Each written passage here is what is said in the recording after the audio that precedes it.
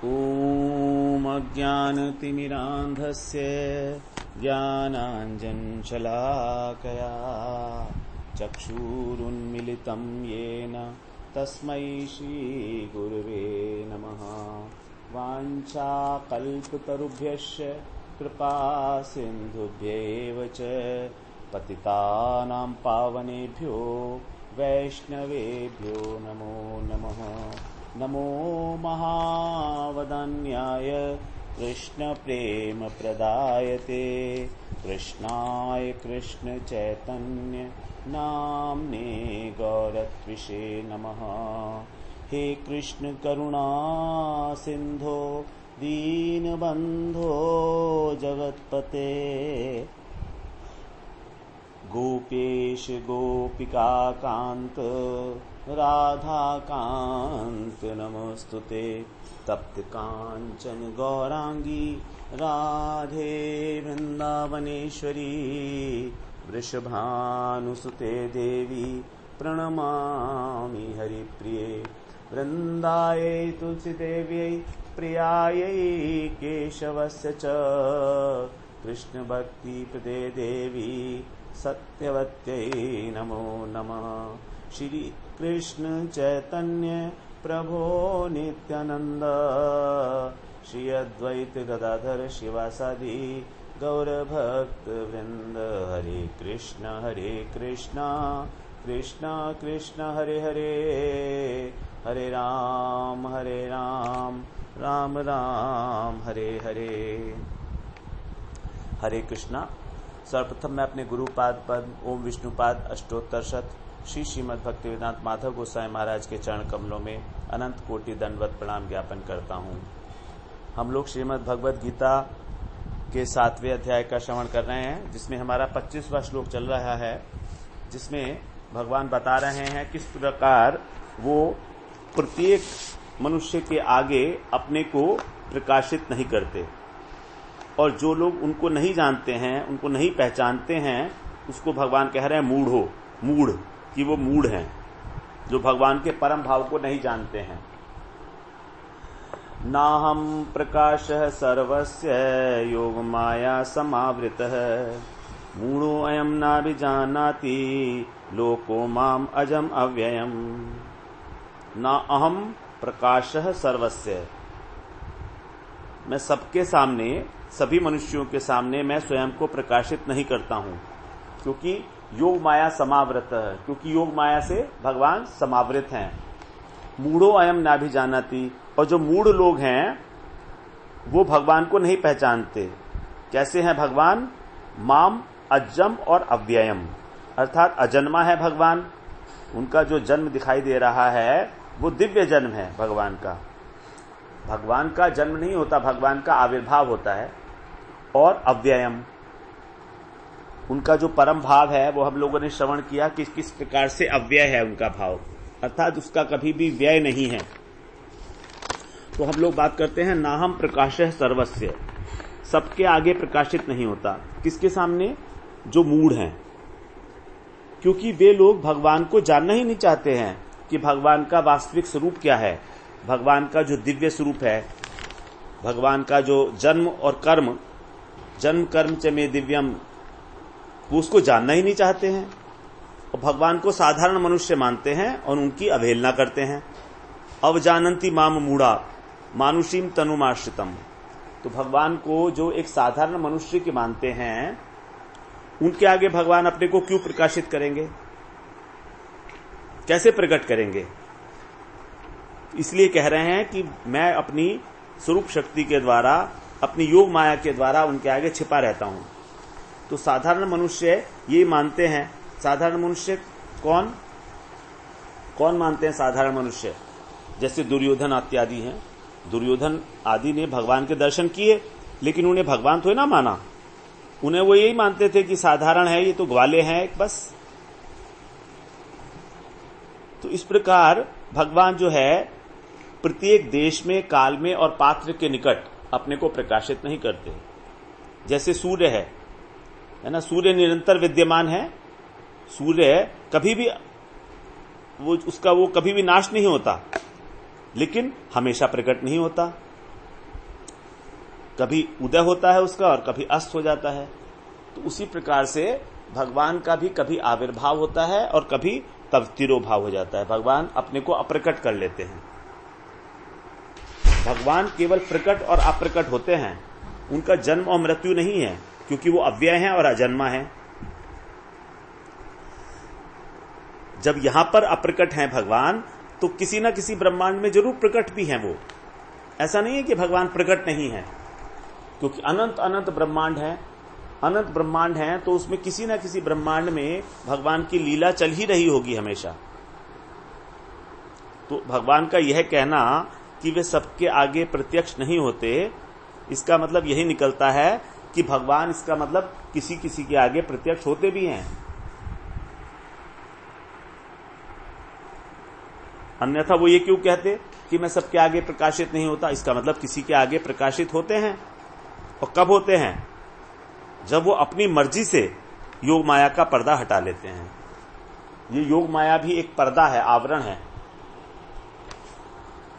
तो जब हटा लेते हैं योग माया का पर्दा, कृपा करने के लिए भगवान को, जब जीवों के किसी विशेष जीव के ऊपर, अपने भक्त के ऊपर जब भगवान कृपा करना चाहते हैं, तो वो अपना आवरण हटा लेते हैं। तो लेकिन जब भगवान प्रकट होते हैं, जब प्रपंच के ऊपर अवतरित होते हैं भगवान, तो उस समय वो अपने परिकरों के साथ आते हैं और उस समय सभी लोग उनके दर्शन कर सकते हैं। भले उन्हें पहचान ना पाएं, लेकिन दर्शन उनके सब कर सकते हैं। जो भक्त लोग हैं वो तो जान जाते हैं कि साक्षात भगवान है, जो भक्त लोग हैं वो। लेकिन जब वो अप्रकट काल होता है भगवान का, जिस समय, अर्थात जब उन्होंने अपनी लीला इस भौम जगत से संवरण कर ली होती है, उस समय जो उनकी नित्य लीलाएं हैं वो केवल जो उनके अपने निज जन हैं, उनके जो भक्त हैं, प्रेमी भक्त हैं, उन्हीं के सामने प्रकाशित करते हैं। और जो तत्व को जानने वाले लोग नहीं हैं, वे इस रहस्य को नहीं जान पाते। वे क्या करते हैं? वे उनको निर्विशेष ब्रह्म मान की उपासना करते हैं। उनकी स्वयं भगवान को भी वो अव्यक्त निर्विशेष ब्रह्म ही मानते हैं। यही है उनकी मूर्ता, क्योंकि उनकी बुद्धि जो है महामाया के द्वारा आवृत है। और दूसरी ओर जो योग माया है, वो क्या करती है? योग माया जब भगवान इस जगत में अवतीर्ण होते हैं तो उनकी लीलाओं का संपादन कराती है, और जो साधन परायण भक्त हैं उनके आगे प्रकाशित भी करा देती है। यही है योग माया। जैसे मेघ हैं, बादल हैं, बादल सूर्य को नहीं ढक सकते। हम कहें कि बादल ने सूर्य को ढक लिया, तो क्या बादल सूर्य को ढक देता है? सूर्य तो बहुत विशाल है बादल से। लेकिन जो पृथ्वी पे स्थित मनुष्य हैं, उनकी आंख के आगे बादल आ जाता है तो सूर्य का दर्शन नहीं होता। हमारी आंख के आगे जब बादल आ गया तो हमको सूर्य का दर्शन नहीं होता। तो उसका मतलब उसने हमारी आंख को ढका है, ना कि सूरज को। उसी प्रकार जो महामाया है वो भगवान को नहीं ढक सकती, लेकिन जीवों के ज्ञान को आच्छादित कर लेती है। और इसी प्रकार से वो जीवों के ज्ञान को आच्छादित करके ही उन्हें कृष्ण विमुख करा देती है। वो कृष्ण से विमुख हो जाते हैं, संसार के सम्मुख हो जाते हैं और कृष्ण के विमुख हो जाते हैं। 10वें अध्याय के दूसरे श्लोक में भगवान बता रहे हैं कि जो देवता लोग हैं और जो महर्षि लोग हैं, वे भी उनके प्रभाव को नहीं जानते। न वे विदुः सुरगणा प्रभवम न महर्षय, अहम आदिर्हि देवानाम महर्षीणाम च सर्वशः। जो मेरा प्रभाव है, और प्रभाव का मतलब है उत्पत्ति, जो मेरी उत्पत्ति है, अर्थात मेरा जो जन्म का रहस्य है। जब मैं योग माया का आश्रय लेकर उत्पन्न होता हूं, संभवामि आत्म माया, तो मेरे आविर्भाव के रहस्य को न तो देवता जानते हैं और न महर्षिगण। क्यों? कारण क्या है? अहम आदिर ही देवानाम महर्षिणाम च सर्वशः। कि सब प्रकार से मैं ही तो इन दोनों का जो हूं आदि कारण हूं, तो कार्य जो है कभी भी कारण को नहीं जान सकते। जब देवता और महर्षि ये भी भगवान के जो दिव्य स्वरूप है भगवान के जन्म का उसको नहीं जानते, तो क्या उन्हें मूढ़ कहेंगे हम? तो क्या हम उन्हें मूढ़ कह सकते हैं?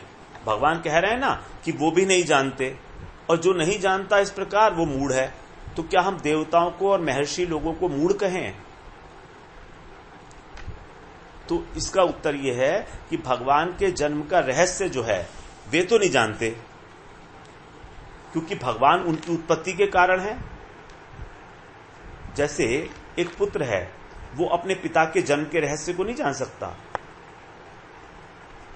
क्योंकि वो तो पुत्र है, वो तो पिता से उत्पन्न हुआ है, तो पिता तो उसके पहले से हैं। तो पिता के जन्म के रहस्य को पुत्र कैसे जानेगा कि पिता का जन्म कहां हुआ था, किस जगह पर हुआ था, क्या सराउंडिंग्स थी, उनकी माता को कितना कष्ट हुआ था, क्या बातें हुई थी, ये सब वो नहीं जानता। उसने देखा नहीं है, देख भी नहीं सकता, क्योंकि वो तो बाद में आया है। लेकिन दोषी नहीं है अगर वो नहीं जानता, तो मूढ़ नहीं है। हम पुत्र को मूढ़ नहीं कह सकते कि वो अपने पिता के जन्म के रहस्य को नहीं जानता। तो वास्तव में भगवान जिस प्रकार प्रकट होते हैं उस रहस्य को तो कोई भी नहीं जान सकता वास्तव में। इसलिए वहां पर देवताओं को और महर्षियों को मूढ़ नहीं कहा गया है। मूढ़ वही कहा गया है जो भगवान को अजन्मा और अविनाशी नहीं मानता। मूढ़ो अयम नाभिजानाति, मूढ़ो अयम नाभिजानाति, वो मुझको क्या नहीं जानता है? वो मुझको अजम और अव्ययम, लोको माम अजम अव्ययम, कि मैं अजन्मा हूं और मैं अव्यय हूं। जो मूढ़ पुरुष है वो ये मानता है कि साधारण मनुष्य की तरह भगवान भी जन्म लेते हैं, जबकि भगवान अज हैं। अज का मतलब है, ज का मतलब होता है जन्म लेना, और अ लगा दिया तो अजन्मा है भगवान। तो भगवान का केवल आविर्भाव होता है, भगवान केवल प्रकट होते हैं। तो भगवान कैसे हैं? अजम और अव्ययम।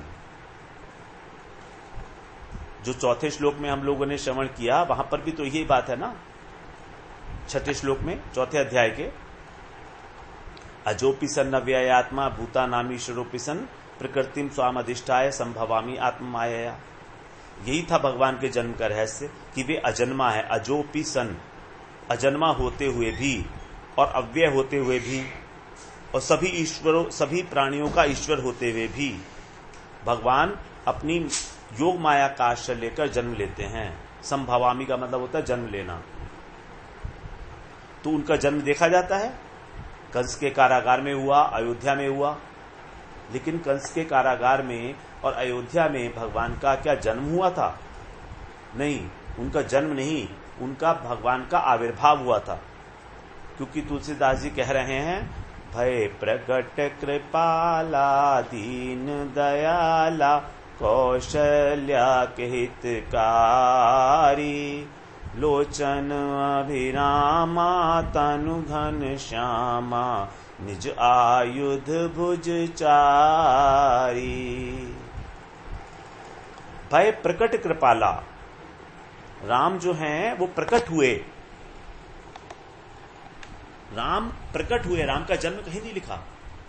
लोचन अभिरामा तनु घनश्यामा, और जब प्रकट हुए तो 16 वर्ष की आयु, निज आयुध भुज चारी, उनकी 4 भुजाएं थी, उन चारों भुजाओं में 4 आयुध थे। तो यहां पर भगवान का जन्म साधारण बालक की तरह नहीं है, चतुर्भुज रूप में प्रकट हैं भगवान। उसी प्रकार से कंस के कारागार में वसुदेव और देवकी को दर्शन दिया उन्होंने। फिर जब देवकी ने और कौशल्या ने उनको इस रूप में देखा, उनकी स्तुति की, फिर उनसे प्रार्थना की कि हे भगवान अब आप अपने शिष्य रूप में आ जाइए। तो उनके कहने पर, प्रार्थना करने पर भगवान ने शिशु रूप को ग्रहण किया। तो इस प्रकार से भगवान का कोई जन्म नहीं है और ना ही उनका अंत है।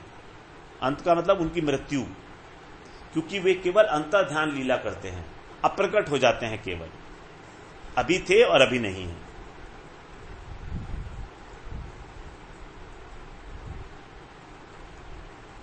तो भगवान के इस धराधाम पर आने और जाने को कहा जाता है प्रकट और अप्रकट, न कि उनका जन्म और मृत्यु।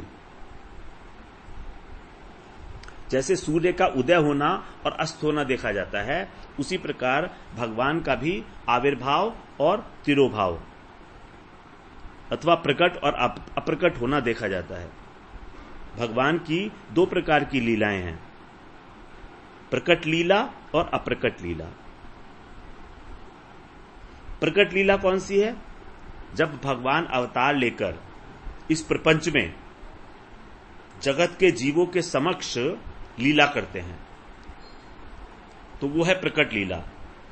अब उनके अवतार काल में सारे जीव उनका दर्शन कर सकते हैं, लेकिन जो योग्य हैं वही उन्हें पहचान पाते हैं। जो योग्य हैं, जो भक्त हैं, वही उनको पहचान पाते हैं। क्या पहचान पाते हैं? ये भगवान हैं।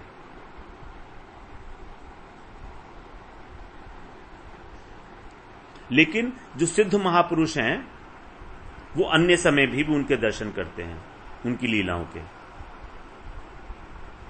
और दूसरा है भगवान की अप्रकट लीला। तो अप्रकट लीला में भगवान जब इस धराधाम पर नहीं होते,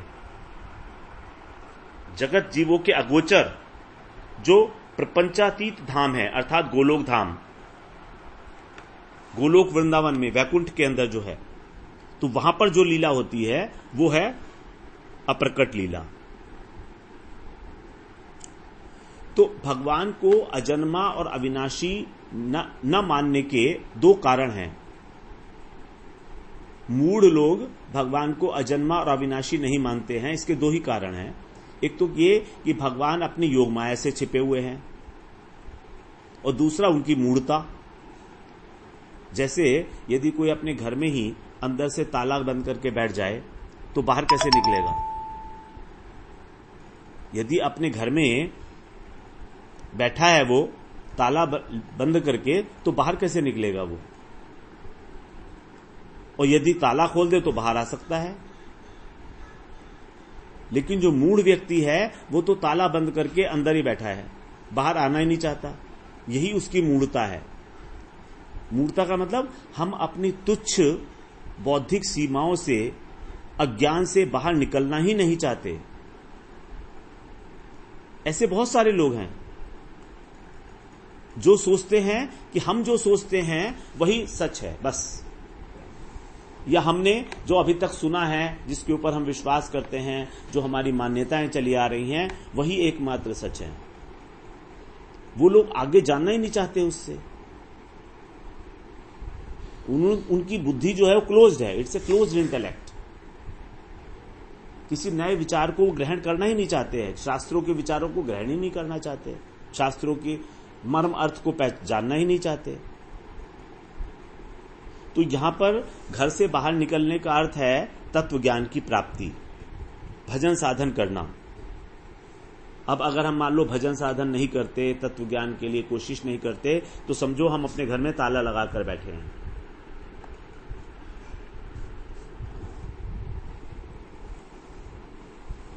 तो क्या तत्व ज्ञान से भगवान का दर्शन हो जाएगा हमको? नहीं होगा। तत्व ज्ञान से दर्शन नहीं होगा। दर्शन तो तब होगा जब वे कृपा करेंगे, और कृपा करके अपनी योग माया का पर्दा हटा लेंगे। सोई जानी जही देहु जनाई, यमे वही शिवृणुते तेन लभ्य तस्यैषात्मा विवृणुते तनुम स्वाम। जिसको वो चाहते हैं वही उनको पहचान सकता है। वास्तव में भगवान, यदि हम कहें कि भगवान जो है अप्रकट रहना चाहते हैं क्या?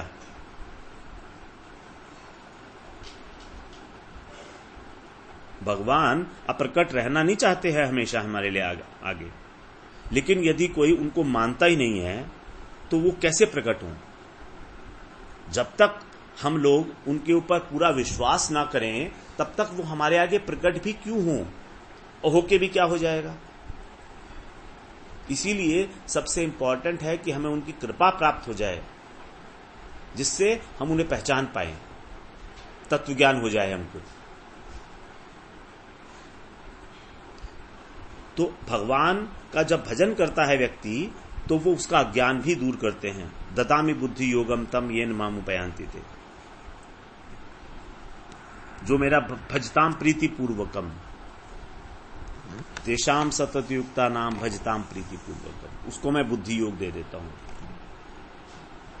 तो अभिजानाति का जो अर्थ है हम लोगों ने यहां पर श्रवण किया, दो चीजें होती हैं, एक तो जानना और एक होता है पहचानना। तो जो जानने का, जानाति का मतलब है जानना, जो जाना हुआ है, समझा हुआ है, सामने है। लेकिन यदि हम उसे पहचानते नहीं तो बोलेंगे ना अभिजानाति। तो अभिजानाति शब्द जो है वो ज्ञान से थोड़ा विलक्षण है। जैसे ज्ञान और अभिज्ञान। अभिज्ञान का मतलब होता है कि जानकर भी, अभिज्ञान का मतलब होता है जानकर भी, किसी वस्तु को हम जानते हैं और फिर उसको पहचानना, ये होता है अभिज्ञान। तो न अभिजानाति का मतलब हुआ कि हम लोग उसको जानते तो हैं लेकिन पहचान नहीं रहे हैं। भगवान को ना पहचानना भी एक प्रकार का अपराध ही माना जाएगा,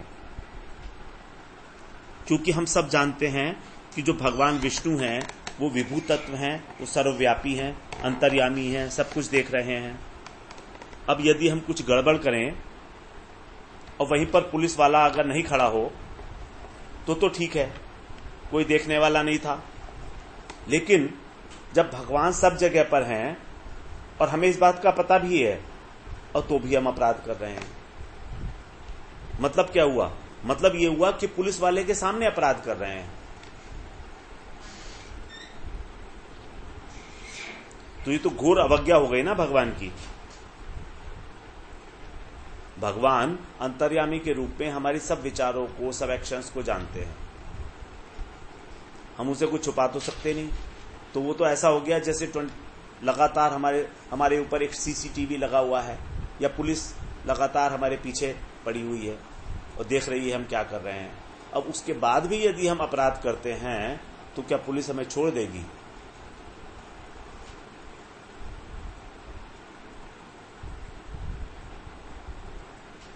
ये तो पुलिस की अवज्ञा हो गई ना,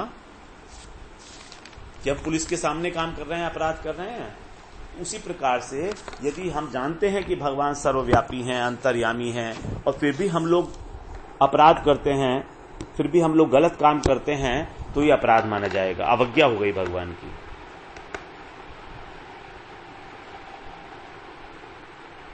यदि हम सोचें कि ठीक है, अब हम आज से भगवान को पहचान लेंगे, लेकिन पहचानेंगे कैसे हम लोग?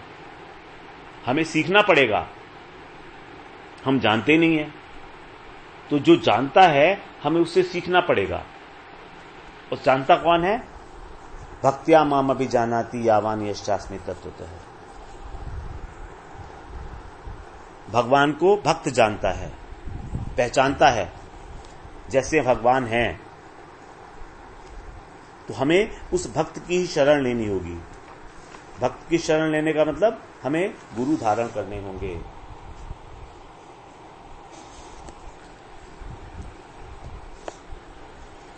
सदगुरु की शरण में जाए, वैष्णवों की शरण में जाए, हमारी कोई गति ही नहीं है। हम लोग जितनी भी बात कर रहे हैं सब वहीं पर आ जाती है बात, क्योंकि भगवान के भक्त भगवान को एज इट इज जानते हैं। यावान यश्चास्मि तत्वतः। और भक्त कौन है? तेषाम सतत युक्ता नाम भजताम प्रीति पूर्वकम। जब हृदय में प्रीति होगी, जब रुचि होगी, तभी वे पहचान में आएंगे। अब इसके लिए इंपॉर्टेंट है कि हमारे को भगवान से प्रीति हो। प्रीति होने पर ही जो भक्त हैं वो उस भगवत प्रेम को हमारे अंदर संचरित करा सकते हैं। सद्गुरु उस प्रेम के, भक्ति के आश्रय हैं। तो साधु संग में भजन करके ही उनकी प्रीति को, उनके प्रेम को प्राप्त किया जा सकता है। यदि हमें श्रीमद् भागवत का आस्वादन करना है, हरिनाम का आस्वादन करना है, तो कैसे करेंगे? इसके लिए बताया है श्रीमद् भागवतार्था नाम स्वादो रसिकै सह सजात्याशये स्निग्धे साधौ संगे ततो वरे। यदि श्रीमद् भागवत पुराण के अर्थ का आस्वादन करना है,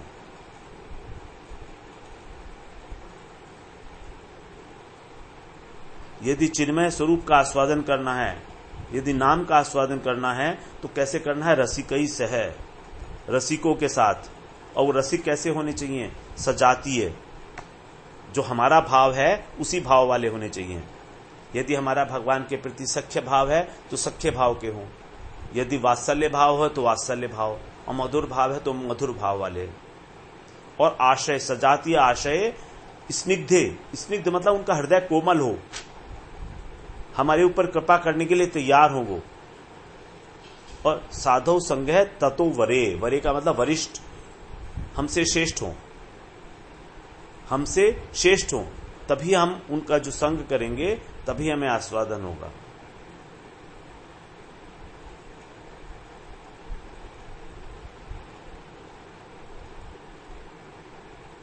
साधव संग है ततो वरे। तो जब जीव की भक्ति उन्मुखी सुकृति जागृत हो जाती हैं, तभी उसको शुद्ध साधु संग मिलता है। ऐसा सजाती आशय स्निग्धे साधु संग है, शुद्ध हरि कथा श्रवण करने को मिलती है। गुरु तत्व, वैष्णव तत्व, भगवत तत्व, ये सब तत्व समझने का अवसर मिलता है, प्रेरणा होती है। अंतर्यामी भगवान ही चैत्य गुरु के रूप में प्रेरणा करते हैं और हमें गुरुदेव की, महंत गुरु की शरण में भेज देते हैं, दीक्षा गुरु की शरण में भेज देते हैं। इसीलिए यदि कोई अपने पांडित्य के बल पर, बुद्धि के बल पर जानना चाहे तो कुछ नहीं कर सकता, वो कभी भी नहीं, असंभव। तो इसलिए भगवान कह रहे हैं कि वो अपनी योग माया के द्वारा ढके होने के कारण सबके सामने प्रकट नहीं होते। फिर बात ये उठती है कि उनको छिपने की आवश्यकता क्या है। तो इसमें भी भगवान का एक क्रीड़ा कौतुक है। वे चाहते हैं कि जीव स्वयं चलकर मेरे पास आए, दौड़कर आए और मुझे प्राप्त करे, तीव्र इच्छा करे मेरी से मिलने की, मेरे लिए रोए, व्याकुल हो। तो भगवान जीव को अपनी ओर तेजी से चलना सिखाने के लिए स्वयं को छुपा लेते हैं। जैसे बचपन में जो बच्चा होता है उसको चलना सिखाने के लिए माँ अपने को पर्दे की आड़ में छुपा लेती है और फिर उससे कहती है आ बेटा, आ बेटा, आ बेटा, और बच्चा जो है आवाज सुन के माँ तक पहुंच जाता है। तो बच्चा ढूंढ रहा है, बच्चा व्याकुल हो गया है कि माँ कहाँ गायब हो गई, अभी तो यही थी। फिर जोर जोर से पुकारने लगता है, रोने लगता है। तब क्या करती है माँ? साइड में आ जाती है और साइड में खड़े होकर बुलाती है, देखो मैं तो यहीं हूं, दौड़ के आ। फिर बच्चा जो है माँ के पास दौड़ कर जाता है। यही है भगवान का क्रीड़ा कौतुक, लुका छिपी का खेल, कि बस अब मिलने वाले हैं, बस अब मिलने वाले हैं। कभी बहुत दूर लगते हैं, ऐसा लगता है कि भगवान कहाँ हमको मिलेंगे, कितना लंबा रास्ता है, पता नहीं हजारों जन्म लगेंगे। और कभी ऐसा लगता है कि नहीं नहीं, हमारे अंदर ही तो हैं। तो भगवान भी ये चाहते हैं कि किसी भी प्रकार हमारे अंदर उनसे मिलने की उत्कंठा पैदा हो और हमें चलना आ जाए। चलने का मतलब भजन साधन, और भजन साधन करते हुए हमको जो सहारा देगा वही है तत्व ज्ञान, बैसाखी के रूप में जो हमें गिरने से बचाएगा, वही है तत्व ज्ञान। तो उनका उद्देश्य यही है कि जीव मुझसे आके मिले। तो हम लोग फिर इसी बात को थोड़ा सा आगे और श्रवण करके आगे बढ़ेंगे। वांछा कल्पतरुभ्यश्च कृपा सिंधुभ्यैव च पतितानां पावनेभ्यो वैष्णवेभ्यो नमो नमः।